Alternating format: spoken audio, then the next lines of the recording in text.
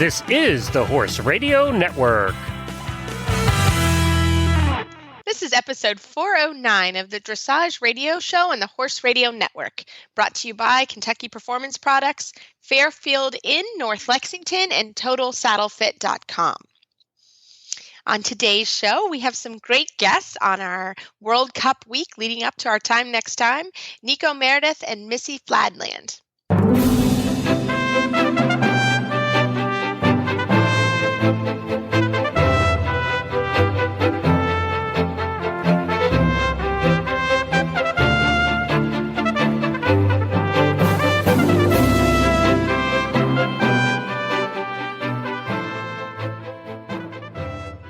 This is Reese Koffler-Stanfield from Georgetown, Kentucky, and... This is embarrassing. This is Coach Jen, the producer, and I'm standing in as the Phillip Parks analog.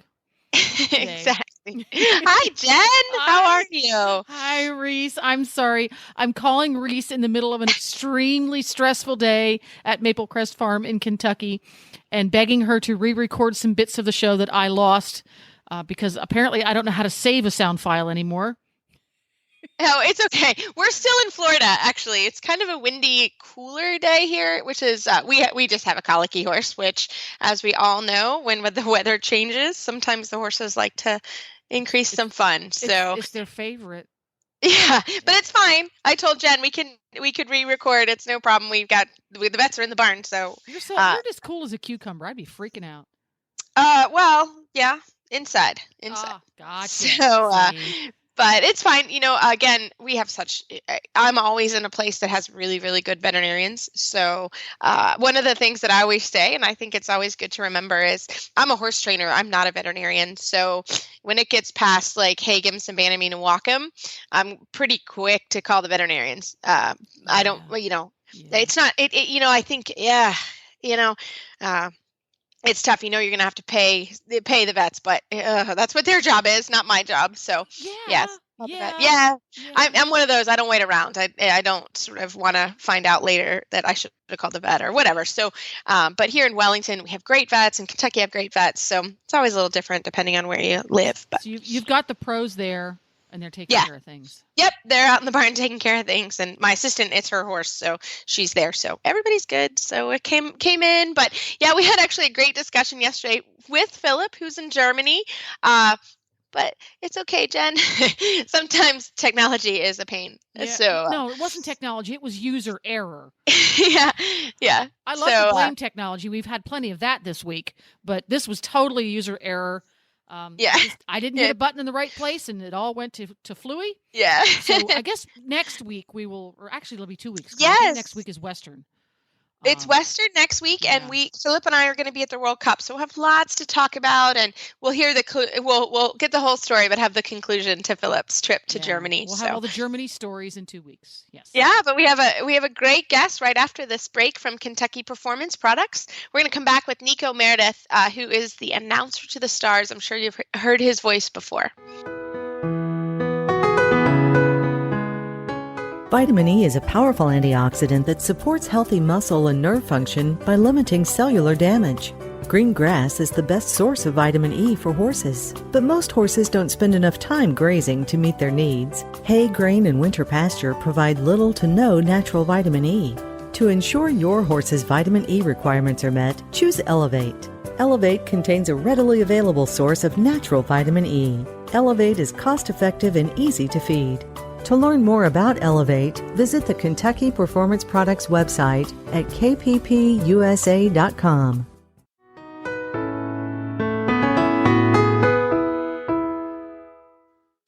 Well, today it is truly a pleasure to have quite a great in the sport, Nicho Meredith. He is the announcer to the stars here at Global and will be the announcer at the World Cup Championships in Omaha, Nebraska in a couple weeks. Nicho, welcome to the show. Thank you very much. It's my pleasure to be here. Thank you. Well, I have known you for years. We won't tell everybody how long, but you have been announcing and me for many, many years. And so it's so fun to have you on. And I always hear your voice, and it makes me smile when I go around the arena. And we went to dinner the other night, and I said, I really don't know your story. Like, how did you get where you are in the sport? So tell us, can you start us off a little bit how you got with your story? Absolutely, because I was at university in Salzburg in Austria, and I came home for a vacation. And on our estate, we had a horse trials, and someone said, "Oh, Nicho, would you like to take the microphone?" So I took the microphone. I was 18 years old, and I had fun, as I always like to have fun, because I think fun is important. And from that, I got several other jobs. Because in England, you don't really get paid. You just have fun. You go and stay in nice houses, and you go and do events. And in those days, I was just announcing horse trials. And in the end, because of all the languages I speak, I got to do some of the international ones, like Burghley Horse Trials. I did the Young Riders Eventing Championships in Rotherfield, and various other ones closer to home to me in England. So that's how I really got into it. I came to the States in '89. I came to work with an Englishman who heard me at Burghley and asked if I would like to join him, and I did. And I joined him, and then after a couple of years, I went out on my own, and that's what I do. I just love doing it. I have basically, I like to say, I'm now in my sort of 44th or 45th year of announcing. Wow, that's quite a long time. So how many languages do you speak? I speak 6 fluently, and I can announce or fake it in another 8. So I'm going to be kind of pushed and at the World Cup because I don't speak Arabic at all, and I know there's going to be some Arabic-speaking riders, and so I might have to brush up on faking a little bit of Arabic on that. I don't know. We'll see how it goes. Yeah. No, I just consider myself very lucky. I have got much more into the dressage world, and I absolutely love the world of dressage. I have to say that I am a horse person, and I have ridden all my life, and I have received a few dressage lessons, and it made me totally appreciate how hard it is for riders to ride dressage. It's not like pointing at a fence and going over it like I used to do when I went fox hunting in Leicestershire.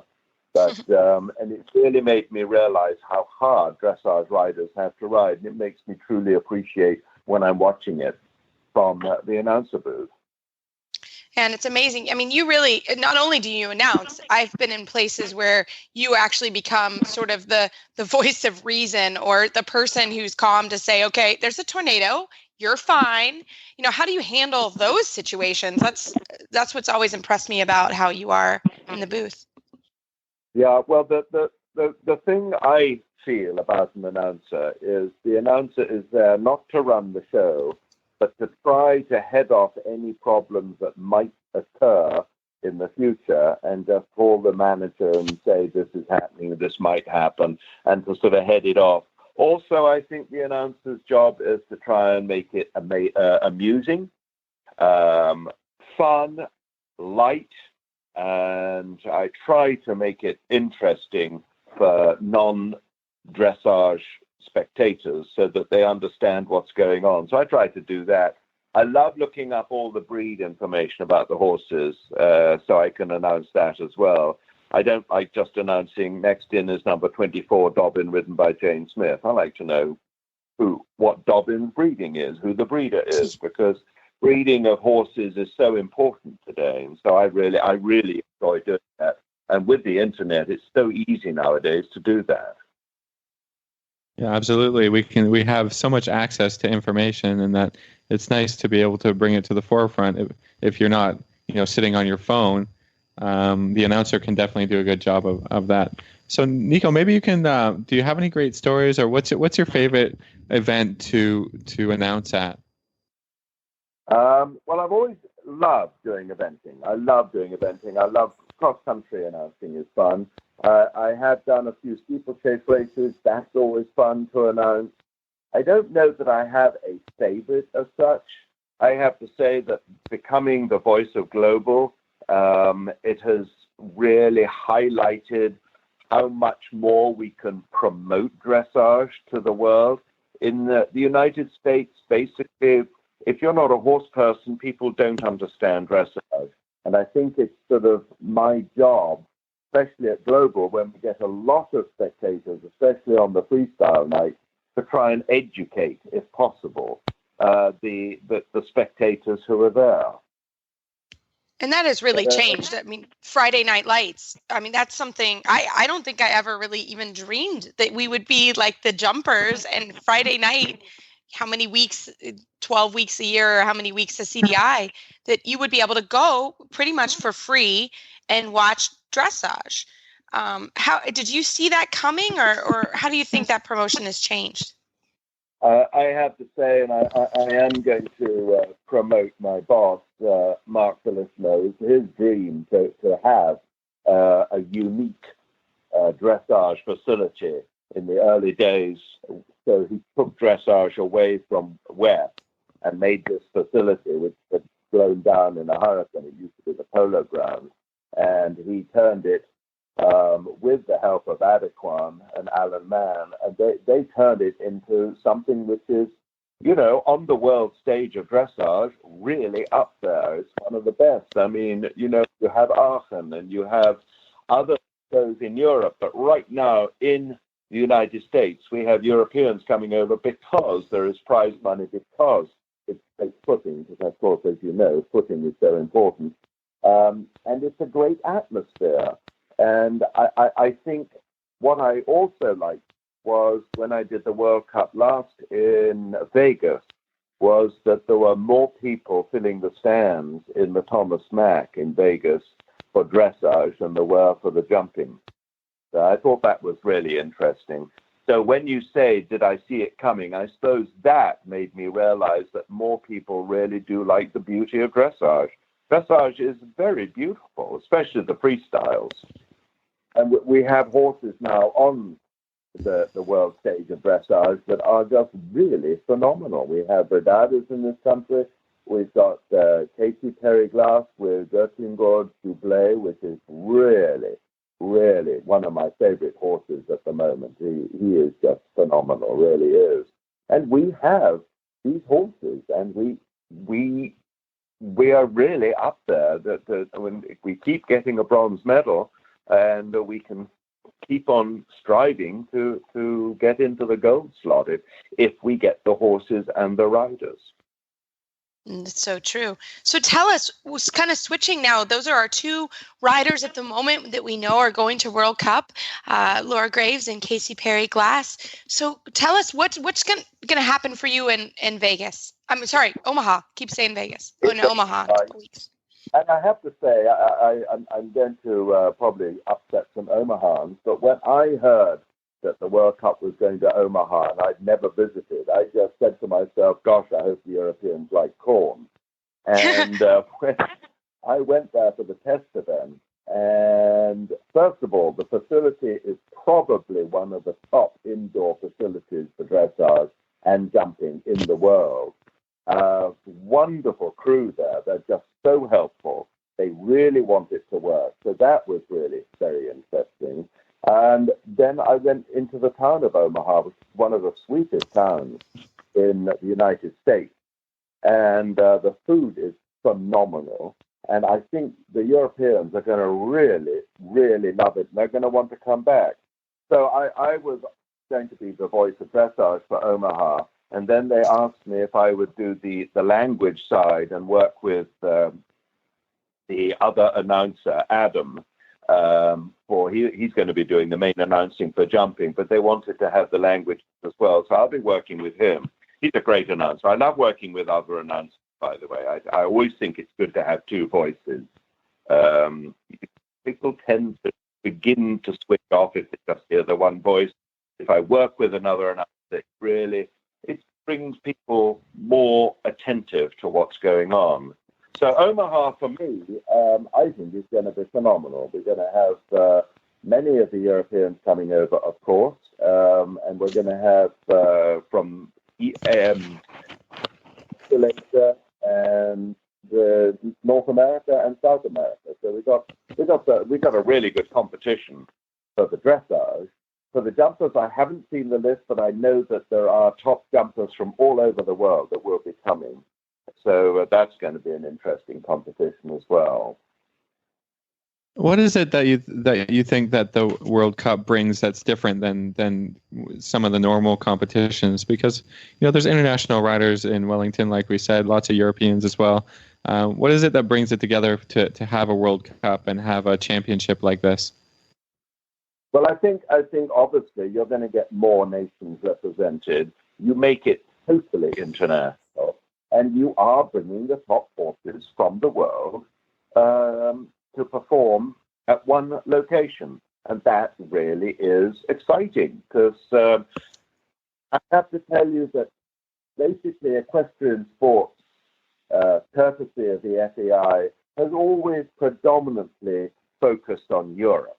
And now that America is really performing so well in all the disciplines, eventing, jumping, combined driving, and dressage, I think it's really good that it could be performed here, and I think it's really good for the Europeans to come to America, those who have not performed here, and realize that we, the Americans, put on such a fantastic competition for them to perform in at a great facility in Omaha. With, as I said, I can't tell you how good the crew is in Omaha. It makes it so smooth. Everything runs very well there. They're just so helpful. They know that they're on the world stage. And I mean, I keep using that expression, but I think it really does describe it. We are on the world stage of equestrian sports right here in the United States. And I absolutely love that. Yeah, it's so fun to see how our sport is continuing to develop and change, and it's really fun to be a part of, and you're at the forefront of it. So one more question for you, Nicho. If you were to give someone some advice, if they wanted to become an announcer, I mean, how would you do that? What would you tell them they should do? Well, first of all, you've got to have a voice. You've got to have a voice that's different, and I'm very lucky that I have a voice that's different. That's the voice. The other thing is never stop learning. You go online, you find out the breed of the horse, you look at their results when they come in. I mean, I've got a lot of homework to do for Omaha, but you really have to, you don't just sit there and announce, the next in the ring is Dobbin ridden by James Smith. You really want to inform. Unfortunately, as I said, this country, if you're not a horse person, people don't understand dressage. You go anywhere in Germany, you talk to a bus driver, you talk to a truck driver, you talk to a doctor, and they will know the names of the top riders in Germany and in Great Britain and in the Netherlands. It's quite amazing. Even if they've never sat on a horse themselves, it's a little bit like following soccer in Europe. They really know who the top riders are, the top horses. It's really interesting. Whereas here, if you're not a horse person, it's very difficult to try to get Americans, and that's what I try to do. And I think what other announcers should try to do is to try to make non-horse people realize that this is a really beautiful sport to follow.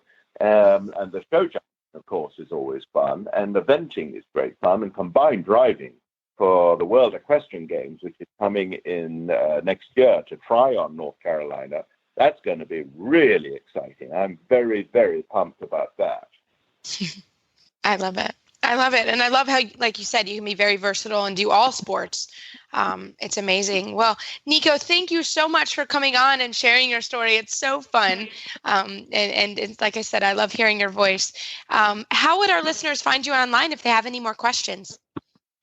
Well, I am online. My email is totaleventnicho@yahoo.com, and Nicho is spelt with an H, Nicho, totaleventnicho@yahoo.com. I'm on Facebook, like pretty well everyone is. And I have to say, mentioning Facebook, if I cannot find some information on a horse, and I find that the rider is on Facebook, I can message them on Facebook and say, who is the sire and the dam sire and breeder of your horse? And a lot of the times I get I get replies on that. So I'm on Facebook as Nicho Meredith, Nicho Meredith. And not only do I announce, of course, but I do put in sound systems, for personal use at private farms. And he's done mine. He's done mine at my farm. Oh no, I've still got to get that radio. But yeah. But I think the other thing you talked about an announcer, I think one of the most important things is you have to have a sense of humor.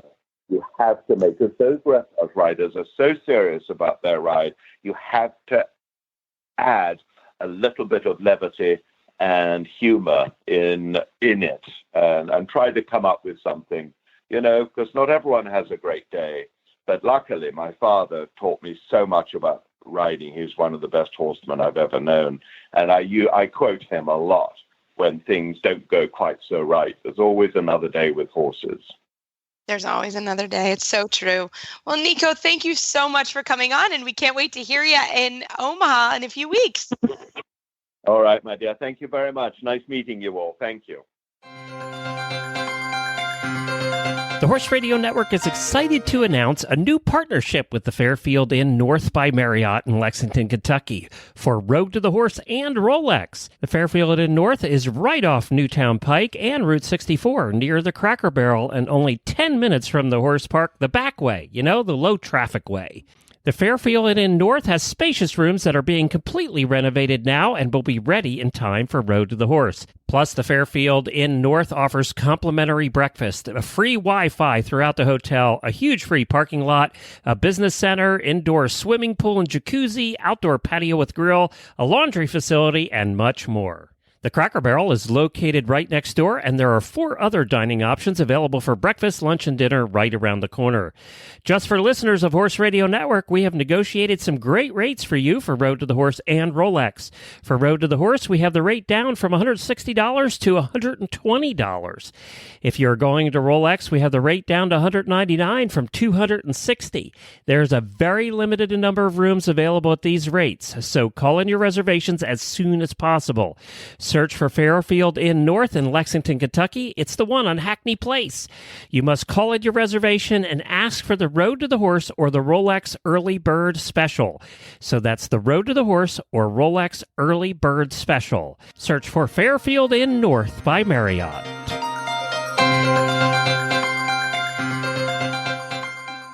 Well, today we are so happy to have Missy Fladland on. She's an FEI rider and trainer from Nebraska, and she has a very big part in the World Cup that's happening in Omaha in a couple weeks. Missy, welcome to the show. Thank you, guys. Thank you very much. Glad to be here. Well, Missy, I just saw you a couple weeks in Florida. You must have just headed home from the war to Nebraska. We did, actually. We went home via Texas. We stopped at a function called Legacy of Legends, which honors Tom Dorrance and Ray Hunt and their style of horsemanship. And we got to ride with a gentleman named Buck Brannaman, and then we headed home from there. So we just got home a week ago and have been settling in, trying to adjust to colder temperatures. Oh, I can imagine. So, Missy, tell us a little bit about you and your husband and the business you guys run. We own and operate a business called Laureata Ranch, and we're actually located just about 40 miles east of Omaha in Iowa. I grew up in Nebraska, which is why we ended up being where we are. My family is there, and my husband and I met each other through a Buck Brannaman clinic. At the time, he was working for Buck. He had been working for Buck for about 5 years, and I had a young horse that I was taking around. I had just gotten started and wanted to get him exposed before I took him to dressage shows so that he had a chance to see the world before he became a dressage horse. And we just kind of hit it off. From there, we started a business after we got married. He starts a lot of young horses and takes in horses that people struggle with and tries to help the people get better so that the horse can get better. And I usually take young sport horses, mainly dressage horses, and campaign them for the owners. I teach lessons, do clinics. And my end goal with a lot of people would be to ride for a team someday, whether it be a Pan Am team or an Olympic team or World Cup team. That would be my end goal. Fantastic. So now what are your guys' role at the World Cup in Omaha in a few weeks? Well, I actually wear many hats there. I am one of those people who can never say no. And so my friend, as well as somebody I teach, is the person running that show, Lisa Roskins. And I will do anything and everything to help make that show as successful as it can be, so that we can continue to host an international show there every year with including the dressage, not just the jumping. And so one of the things I'm doing is I'm running what's called the Dressage Museum for the show. And that's going to provide some history of dressage in the U.S. It's going to talk about Lowell Boomer and how the USDF was founded in the state of Nebraska, in the city of Lincoln, which a lot of people may know here in the States but might not know from Europe, and talk about our history and our roots here. In addition to that, my husband and I are going to do a series of demos, one in the main ring on Saturday, and then 3 in the small demo ring, which is free of charge to see. And those are, the idea behind our demos was to kind of bridge the gap between what they're calling natural horsemanship these days and what is just really good horsemanship skills. And our goal is to show how that transcends many disciplines, and it can be used in basically anything with horses. It's just a form of good quality, sophisticated horsemanship that can help a lot of different people in a lot of different areas of their disciplines, whether it be Western or reining or dressage, jumping. A lot of my students use it across the board. And Kip has a lot of clinics that he does across the country, which we get people from all different types of riding, whether it be eventers or jumpers or dressage or just your pleasure riders. So that is our goal in our demos there, is to lay out the groundwork and what we do with it and how it will help and can help in different disciplines. That sounds cool. Can you go into a little bit more depth about what, if when we show up for the demo or if we want to watch the demo, what do we expect to see? You two working with a horse, or what will it be all about? Sure. Well, what we've kind of done we're supposed to be in the little demo ring on Wednesday, Friday, and Sundays, I believe the last schedule I saw. And on the first day, demo 1, we're going to call it Introduction to Groundwork. It's going to be first time for the horse, first time for the rider. And the idea behind that is to basically introduce the very basic exercises, if you want to call them that one would use with the groundwork in starting a horse with the groundwork and starting the human with the groundwork, and how they relate to the riding activities at that stage. The second day, the second demo that we're going to do is a progression of the groundwork for more advanced horse and rider. And in that, the exercises get a little bit more sophisticated. There's not a physical name for them per se. It's more you have to watch to understand. But with that, we describe maybe how this might help you get better at preparing your horse for flying planes, preparing your horse someday for a canter pirouette, how it helps with the bend when you're trying to do a half pass. And I use these examples because, of course, my main discipline is dressage. But whether you're a cutting rider, you're a reiner, all of these exercises can and do help with those disciplines as well, whether it's turning around on a cow or rolling back on a jumper course, canter pirouette. They all tend to lay a really good foundation for the horse. And then you can take those and refine them into your discipline of what you want to do. It's really cool. So it sounds like, just tell us a little bit, like if we're coming, Philip and I are coming. So it sounds like explain like the demo rings and maybe the trade fair, like what would we be there to see? So from what I have seen of the layout, they have a ton of shopping. They have not only in that area for the shopping as well as the small demo ring that I mentioned. That is all, from what I understand, free of charge. Included in that is also the warm-up ring. So you'll have your shopping, you'll have your demo ring. And in that demo ring, for example, when Kip and I are there, we're going to have a horse there that we have started. It most likely will be saddled, but we'll mainly just do work with the horse on the ground and showing different ways that we utilize the groundwork to help the horse in different situations. There's also other demos that will be going on during that time. Ours is just 45 minutes each day at that ring. And for a schedule of that, I'm not sure yet if the Omaha Equestrian Foundation has that up on the website yet or not, because I don't have access to that. But there will be several things demoed there in addition to us. So it would be a multitude of things that people would get to see, in addition to the shopping, plus the warm-up rings will be available as well. Does that help? That sounds great. Sounds like a lot of fun. Yeah. Well, it's going to be such a great event. If people want to get a little bit more information from you before the event or after, how would they find you online? We are at www.lariettaranch.com, and on that website, you can email us and or call us. In addition, there is also the World Cup information, which I believe it's www.internationalomaha.com, and that should have all the World Cup information on it, ticket information, as well as the FEI World Cup booths and layouts of the actual map layout for the facility. They're doing on Friday night or Friday afternoon late, they're doing what's called fun styles as opposed to freestyles. And these are going to be an artist impression, the rider's impression of riding to music, but maybe you might see somebody who has props. You're going to see music that has words. You're going to see people dressed a little differently, and that'll be quite exciting. In addition, that night, Isabel Worth will be doing, it's not really a clinic, but they're going to have a 5, 6, 7, and a young Grand Prix horse where she will be teaching and then explaining her training methods, and that happens Friday. It's called the Dressage Showcase, so that'll be very exciting. Tristan Tucker will also be there performing that night. And then on Saturday night, my husband and I will do a bigger demo in the main ring that people can see. Again, we'll go through basically all the demos we do in the smaller ring, again, in the big ring, as well as there'll be another demo by Tristan Tucker, and Lynn Palm will also be doing a demo there that night. So I think there's going to be a lot of things for people to come see and watch and really enjoy and get a lot out of, in addition to coming to see Omaha in the area. Got a lot of neat things to do in Omaha that people don't realize. So we'd love to see as many people there as can come and enjoy our area and enjoy the World Cup. Fantastic. Awesome. Yeah. Well, Missy, we look forward to seeing you and seeing you in Omaha. It's going to be a fantastic week.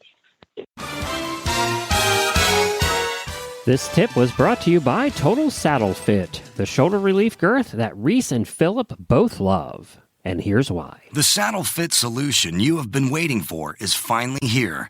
TotalSaddleFit.com is proud to introduce the shoulder relief girth. This strategically shaped girth actually moves the girth line of your saddle back over 1 inch, thereby freeing your horse's shoulders from the saddle. Traditional girths pull saddles up against a horse's shoulders and often over the top of the shoulders. The shoulder relief girth's recessed ends allow for the billets to buckle into the girth farther back to give your horse unparalleled freedom of motion. We are so certain that your saddle will fit better and your horse will be more comfortable that for a limited time we are offering a 30-day, 110% money-back guarantee. If you are not totally satisfied with your shoulder relief girth, send it back for a full refund plus 10% of the purchase price. Don't wait. Order now for the best saddle fit solution available. At TotalSaddleFit.com. Visit TotalSaddleFit.com. It looks like today you're going to be the get your horse to walk better guru. Well, we're going to try. Okay. It's going to be tough, isn't it? This is a really tough subject. This comes up a lot because for us in dressage world, the walk is a double score.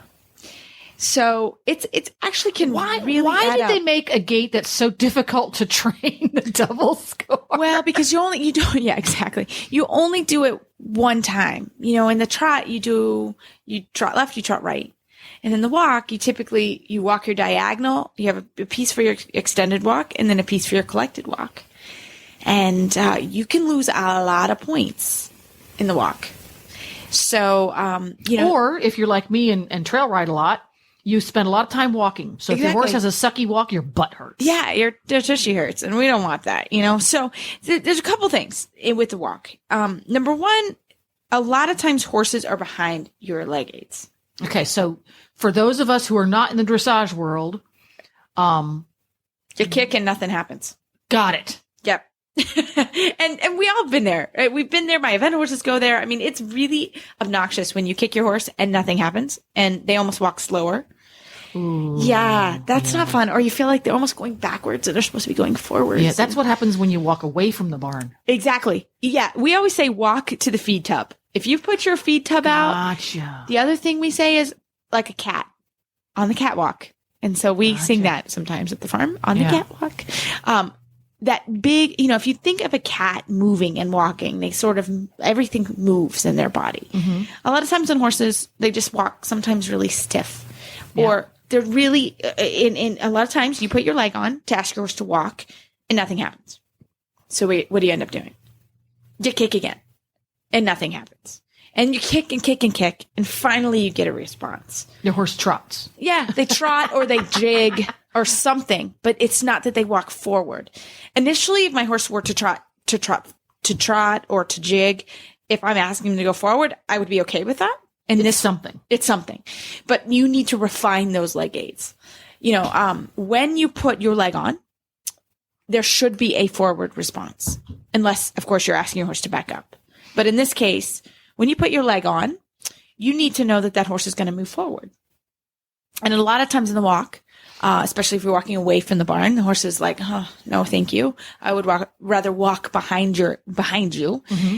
I would tap the horse with a little stick, or I would use my leg and get the horse's attention and say, hey, come on now. I have asked you a question and I need some form of an answer. So first and foremost, 101 is the horse has to respect an appropriate aid. I love that word, respect. So if you say walk on, right, whether you're a dressage rider or a trail rider or do ranch work, yep. When you say move on at the walk, the horse should first and foremost move on. Now, maybe he's not very good at it yet, and he accidentally trots. Fine. But it's like, okay, you get a B+. Right. Okay, exactly. First and foremost, step one. And so step one, so if my horse were to trot in that case, I certainly wouldn't punish them. I wouldn't stop them and yank them in the mouth or anything. I would say, okay. I would say, okay, let's ask again. And I would re-ask the question in that case. If the horse is trotted, I would gently bring the horse back to the walk. You got a response. Wasn't exactly the response that you're looking for, but it was a response. So the next time, Suzette and Thunder are walking along. Yes. Suzette gets thoroughly frustrated and she just hauls off and whales him in the rib cage. He kicks him and Thunder goes, oh my God. And he jigs into a little trot. Yep. She politely brings him back to the walk because at least he's paying attention now, right? You got his attention. Thunder's awake. Thunder's awake now. So Suzette, again, now Thunder's plodding away from the barn. Mm-hmm. And Suzette says, walk on. Right. Should Suzette, this time, she shouldn't start with slam him in the ribcage. She should start with something smaller, yes? We would say the light aid. We would say the aid that we want the horse to respond to. So you start small. So very light aid. So after we have woken Thunder, he is awoken, we would put our leg on and say, Thunder, walk on. And with a gentle leg aid. If he doesn't listen to the gentle leg aid, he gets another kick, and another wake-up kick. Hello, I just now gave you, so it's a correcting aid. Got it. So I would do that. So that's a big one for getting him to walk on. So first, we have to teach Thunder to consistently respect the aid that says, move on. Yes. And it's got to be an aid that is respectful for his needs. Obviously, if you use your leg and your hands fly up in the air, it's not fair. Right. Or you hit them in the mouth. Right. A lot of people do that. You'll be working on this and they don't keep their core tight. The horse moves forward and they're not ready, which is they will get yelled at my farm because that's not fair. You're so mean. I know. I just don't like my horses hit in the mouth. Jeez. But if they were to fall back in that case, I would say, hey, come on. That's not fair. You have now asked your horse a question and just lied to them because you said, nope, don't go forward because with your body you fell backwards. So be ready. Maybe sit a little bit forward because that's what we need to do. Yeah. If you're a neck strap person, hold on the neck strap. Put a pinky finger in there. Absolutely. So you have to be ready for the response. Mm-hmm. You can't just whale him in the rib cage and then expect him to move on if you promptly give him a conflicting aid that says, that sucked, I'm not doing that again. Exactly. And so that'll work against you. So you have to be careful. So once we've conquered that, what's the next step? So the next step, I would say, depending on where you are, with quality, a lot of horses, I have a couple horses that they're thoroughbreds, and they sort of bounce in the walk. They're like bouncy balls. How do we fix that? We do a lot of transitions. Again, if that horse is starting to bounce, we do a transition to halt because they're starting to come off the aids. So we go ahead and do a transition to halt. And then we walk forward another few steps. And he starts the bouncing. We bring him back to halt again. And in that halt transition, what I'm looking for is the ability to be able to ride a half halt. Slow his body down. Right. Slow his body down. The halt is obviously the full on stop. But then I'll go walk, walk, walk. I'll almost do a halt, which is a half of a halt. That's kind of like push the clutch in. Exactly. Don't change gears. Yeah. That's a great way to say it. I want the horse to come back to me a little bit and then walk forward again. So I'm teaching them that when I give a half halt or give an aid to bring them back, I want to, again, a response, just like I did, like we were talking about with the forward leg response. Got it. I want the slow down response. So we're going to teach the horse to move forward from your aids, press the gas pedal. Right. We're going to teach him to slow down or rebalance from your age, pushing in the clutch. Right. Exactly. Because that disengages the transmission. He's not going to be going forward with vigor because the transmission is pushing those tires. Right. But he's also not putting on the brakes. Exactly. It is different. So anybody out there who's driven an automobile with a standard transmission, that's the feeling really that you have when you do what we call a half halt in the English business. Pretty sure you call it a half halt in the Western business too. That's really the feeling you have because the horse simply disengages the transmission for a second. Rebalances body a little bit. Right. And then says, okay, what's next? Yeah. Waits for the next step. Yeah, so exactly. When you have the quickie jiggy bounce up and down walk and you say, move forward off my aid. And he goes, bouncy, bouncy, bouncy, bouncy. Oh, no. Yeah. Push the clutch in. We're staying at a walk. Wait. That gives him the ability to stay in his walk. Right. Rather than just stopping. Yep. Got it. Okay. So we've mastered putting the clutch in and getting a half halt. Yes. That's a good way to describe it. Got it. What's next? Well, I think again, you have to. We're fast forwarding through the whole process. This takes years to get this. Walks are the toughest. And I will tell you on my wonderful Grand Prix horse, Casper, I worked the most on the extended walk. Because it was a double score. Yeah. And extended walks are not something that come naturally to many horses. No. And he wanted to just be too tight in his frame. So I would start with the extended walk. I would ride a halt, in his case, and make him stand with his neck in the extended walk frame, that's not easy either. No, that's really, this was a. Because an extended walk frame, he's going to have his head and neck stretched and telescoped out. That's right. not an easy spot to stand. No, and he had to stay. That's like standing on one foot with one finger on your nose and one on your belly button. Right. Now that was a very advanced horse, but that was a very difficult thing for him to do. And I practiced that as much as I did piaffe and passage. Because honestly, the walk in some cases are worth more than those piaffe and passage. Scores are. And the Grand Prix, it just depends on the extended walk's a double score, and you can lose a lot of points in the walk. So he would have to stop and stand in that frame, and then I would walk on, and then I would do some circles in that extended frame. Again, teaching him, hey, you have to stay with a longer telescoping neck. That's a great way to say that. And then I would make him do that on a 10-meter circle to the right, and then a 10-meter circle to the left. Again, I don't want him moving his neck and his frame. So that's kind of the next step that you can work in the walk. A lot of bending lines. So going in a relaxed, comfortable fashion that your horse is designed for. And you say, walk on with a little enthusiasm. And he does. And now you're going to start to switch it up by asking him to do turns and shapes doing that. Right. But when he gets quick, then you go back to your half halt and say, Yeah, wait for me. And quick is when you feel the horse starting to change from 1, 2, 3, 4, 1, 2, 3, 4 to he gets kind of bouncy, like he's got springs in his feet. And he's leaning towards the 1, 2 of a trot. Right. That's exactly. You're going to feel that change in his rhythm and the change in his feel on his back. And that's not a good thing. And that's not what you're looking for. No, not in this case. Got it. Not in this case. So once you've got turning. Yep. Then you have to master changing the frame. In the dressage, you need to be able to go from the longer frame, the extended. Oh, this is going to be transition within the gait again. Within the gait. See how these tips relate to each other. They do. It's, that's a good thing about training a horse in dressage or with the principles of dressage in mind. Every horse should be able to handle the principles. Mm-hmm. And they are different changes. It's a theoretical change, kind of system. Mm-hmm. So once you sort of understand what's going on, then you're like, oh, they have to do it in all the gaits and they have to, go up the training scale and that kind of thing. So yes, my next step in the walk would be, your transition from the longer frame to the shorter frame and then shorter to longer frame. You should be able to do all of that. So for the walk specifically, you've got a good quality Mother Nature gave me walk, a medium walk, and it works really well. Yeah. Yay. It's I know. Good yes. quality.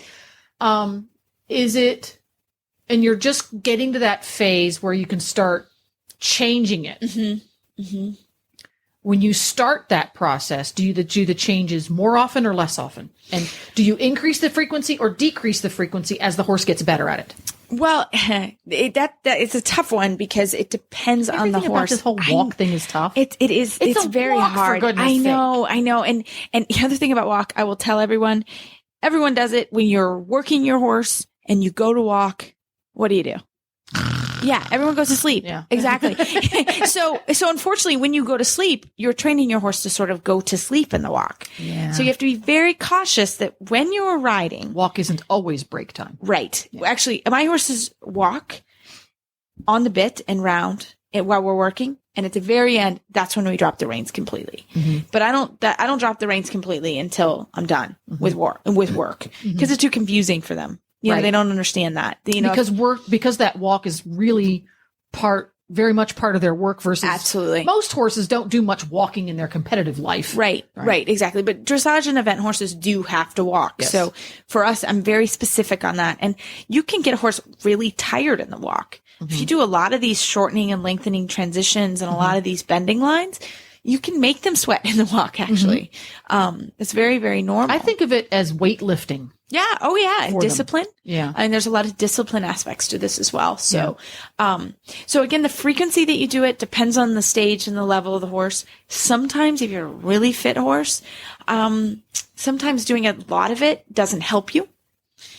Yeah. They just get more tense and get tighter. So sometimes it's good to do a couple times and then go do something else and come back. So if your horse starts to resent doing the transition within the gait at the walk, that is an indicator that you're doing too much. Yeah, probably doing too much. So you may want to back off the number of repetitions. So the number of repetitions and how, for example, if you were doing the same exercise at a trot, forward trot, shorten trot, forward trot, shorten trot, you might do 10 strides pushing the trot on and then 5 bringing it back, 10. Is that a similar rhythm that you would use at the walk, or is it further apart? I think it's further apart. Further apart? Yeah. I mean, again, my Grand Prix horse could probably handle that. He could have handled the short. That's much too close together for a more green. Absolutely. Less competitive animal. It's too much. And I think you also have to watch the rhythm of the walk. This is another big kind of red flag. It's a 4-beat rhythm. 1, 2, 3, 4. And it should stay that way.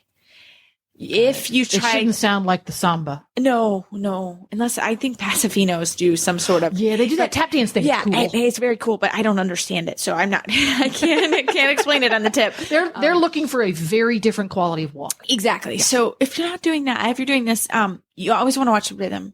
So sometimes if you try to collect a horse or bring them back too much, then you actually get a problem with the rhythm.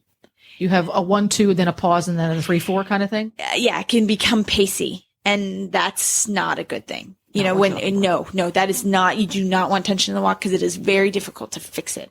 Once they have it, it's hard to fix. Yeah, it's very, very hard. So when you get to that point where you're starting to change within the walk. Yes. Forward, longer walk, shorter walk, longer walk. be very cognizant of your rhythm. Yes. 1, 2, 3, 4. Yes. With an even beat. Right. And tension, bad. Bad. Sometimes, again, you may not be able to repeat it as much. Some horses just cannot. So don't count the stride so much as, okay, we're going to make a little bit shorter of a walk, and we're going to walk half the arena at that. And exactly. Then we're going to lengthen it out. Or for me, 10 it might steps. be 10 steps shorter and then 3 minutes longer. Exactly. Yeah, Okay. exactly. The shorter, you just have to be careful as you make it shorter that that's where you don't most of the overdo problems it. arise. Oh, yeah. And you don't overdo it. And again, that's not something you want to do. And on rare occasions, and I have experienced this, when you ask the horse for a lot more than you realize you're asking for, you get something. I forget what it's called. It's one of the airs above the ground. I think it's the capriole. Oh, yeah. Or you Levad. You get that. And it's a surprise. It's so not folks good. out there, if your horse just seems to push his clutch in at the walk when you're asking him to shorten his walk, and the clutch goes in and doesn't come back out, change things fast. Yeah. Or grab hold of that next Or we use the strap in front of the saddle, and we call it the seatbelt. The first time that ever happened to me, the instructor didn't tell me that could possibly happen. I had no clue because it was a horse that wouldn't do that kind of stuff. Yeah. But he really kind of figured out the engagement thing, but he didn't figure out the move forward at the same time thing. Yeah. And he went straight up in the air with all 4 feet. That's not good. It was really exciting. I was going, this is so cool. This is so cool. After that, I loved dressage. Yeah. We're not looking for that on a daily basis. The horse figured it out all in one moment, though. It was the weirdest thing is the light bulb came on because until then, he had no idea how to engage any part of his body. That's awesome, actually. Yay. He did it all at once. And from that point forward, whenever he got frustrated with me, because because my aids got too tight, because I'm a very tense rider, he would do it. He would go straight up with all 4 feet. He said, stop it. That was just his way of going, hello. Enough. Yeah. So we have, as riders, have to be very cognizant that we are saying just as soft and correct as we're asking the horse to. Yeah. My school horse, who's wonderful, her name is Sammy. Sammy will root.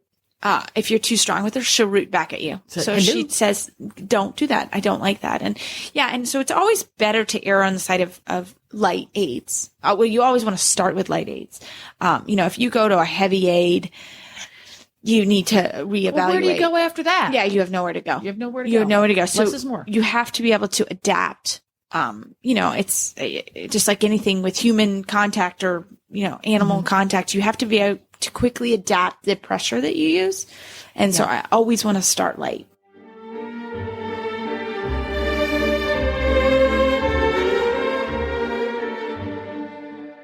Everybody, you can find our show notes and links to today's guest on our website, dressageradio.com. Like us on Facebook, just search Dressage Radio Show. Follow us on Twitter at Horse Radio. My website is maplecrestfarmky.com. My email is reese@horseradionetwork.com. And if you're here in Wellington, I'd love to hear from you guys. Send me an email, and that would be fun to meet up at one of the horse shows or events that are happening. The best way to find me is on Facebook, and my email is philip@horseradionetwork.com. I'd like to thank our sponsors this week for allowing us to put on a great show. And don't forget to check out all the other shows on the Horse Radio Network at horseradionetwork.com. Everybody, keep your heels down and your shoulders back. And next week is the Western Dressage Show. And Phil and I will be back in 2 weeks. Have a great one.